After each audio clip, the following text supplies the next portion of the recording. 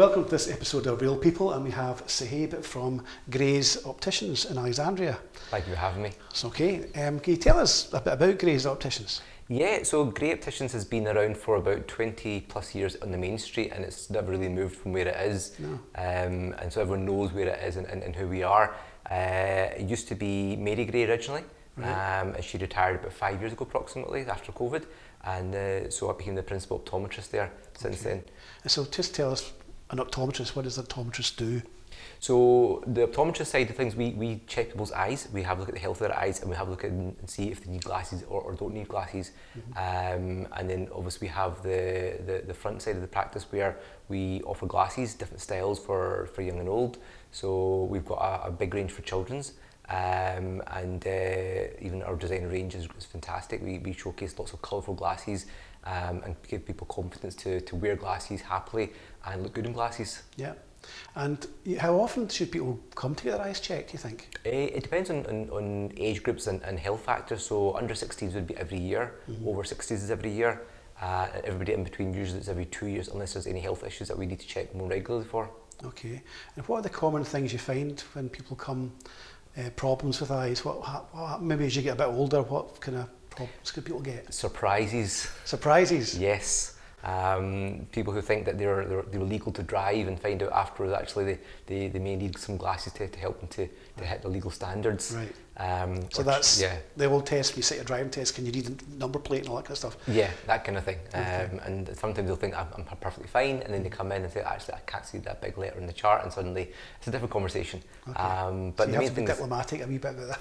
I think or not, just you have to wear glasses. I think once they realise they can't see things that they thought they could see, then that's when obviously it dawns on them. And obviously the children is another factor as well. There's a big issue now where people are becoming more short-sighted when they're at younger ages. One of the biggest things is too much close work without taking breaks. Right. So our lifestyle's completely changed, especially after COVID again as well. We're more into tablets, phones, screen times, as well as studying has increased as well. Is there any tips for people who look at maybe a screen too often? I think regular breaks is the key. The balance is always the biggest thing, and I always say, even for people who are doing lots of computer work who work from home now as well, yeah. Every half an hour go get a glass of water. Right. And that way it just breaks up the day. Right. And it's a much more practical way to break up the day as well. Every half an hour you just take a conscious break to do something different, and then come back to what you're doing basically. So that makes a big difference. And obviously for the children's side, yeah. I think it's always going an ongoing battle with parents to reduce that screen time wherever possible.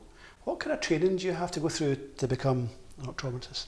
So the main university is Caledonian University in Glasgow. So we train there, and it's 4 years of the undergraduate scheme, and then it's 1 year of what's called pre-reg. So pre-registration, so we do 1 year of training under an optometrist, and so 5 years is almost as long as a doctor, So. Yeah, pretty much. And then after the 5 years, you're qualified and you're good to go basically. What kind of advances in technology has there been maybe in the last 5-10 years? There've been great advances actually, really good advances. So one is for children. So before, when children become short-sighted, the only thing we could do was give them glasses and with a few other sort of things to help alleviate the symptoms they have at the time. But what we found now is there's new technology available to help reduce how fast children get short-sighted, and that helps them in the long run for pathology and retinopathy issues that might happen in the future. So it's really important getting children's eyes checked on a regular basis to find out if they're going to become short-sighted and how to treat it. So you can prevent that a little bit? Delay it? Yeah, I would say reduce how fast they get short-sighted is how I would always put it. If there was a miracle cure, I would say I think we'd be a millionaire at this time. Yeah. But yeah, there's ways of reducing it, but obviously primary check is the most important thing to do. I guess a more serious note, do you ever pick up anything else from looking at somebody's eyes? Can you pick up warning signs, for example, from other parts of their body by looking at their eyes? You can do. Some people who've got diabetes may not know they've got diabetes until you see diabetic changes in the back of their eyes. Right. Some people have hypertension issues as well. So there's a few things that can happen in the eyes that you can see in first before you see it elsewhere. Right. So it can flag up some things perhaps that you can tackle before it gets too bad. Yeah, absolutely. Okay. So what are your aspirations going forward for the practice, I guess? Are you any plans to change things? Are you just going the way you're going? What's the plan? I think it's been an amazing 5 years that I've been with the practice, and since then we've grown arms and legs, so everything's been really good. We've tried to increase our services as well, so there's more things that we can try and do that we weren't doing before. And I think going forward we'll probably increase our dry eye offerings that we have. We do contact lenses as well at the moment, so we've got quite a few different options available. So what are your range of services, just to sort of finish up? So we do eye checks, Yep. we do glasses, we do contact lenses. Okay. So, and also dry eye management as well. What is dry eye management? So one of the biggest things, again, because we're doing a lot more screen work than what we used to do, we are suffering more from things like dry eyes and gritty eye conditions, and it can be quite chronic and can last for a long time. So in trying to deal with it and manage it as best as possible, there's different ways, but getting the eyes checked and getting it seen to, and understanding the issues is the biggest key part to figure out what's going on, what needs to be done thereafter. So Sohaib, how do people contact you? Have you got a website? Yeah, so we have a website where you can book online and find out information that you want to have about eye conditions. We've got a telephone number, you can call us on a telephone number as well. It's 01389 720 700. Okay. And we're on Facebook and Instagram as well. So again, Gray Opticians on Facebook and Instagram, you can find us from there.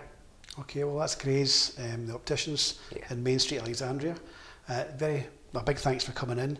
Thank you for having me, enlightening us and opening our eyes to what you do. To the windows of the soul. The windows of the soul, and some of the things obviously you can find out as well by looking and checking and having a regular eye check. Absolutely. Thanks again. That's it for this episode of Real People. Until next time, bye for now.